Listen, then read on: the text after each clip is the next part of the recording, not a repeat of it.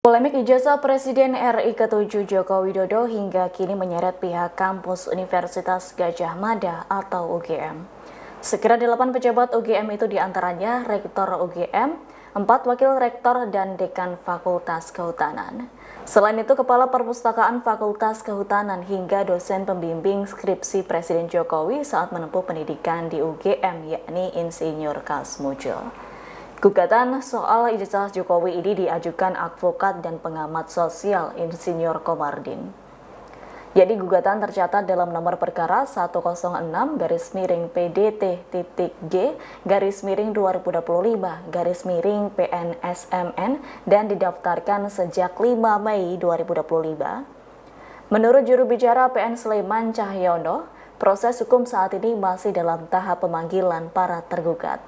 Namun Cahyono belum mengungkap detail substansi gugatan yang dilayangkan. Sebagai informasi, sidang perdana kasus ini dijadwalkan berlangsung pada Kamis 22 Mei 2025 mendatang.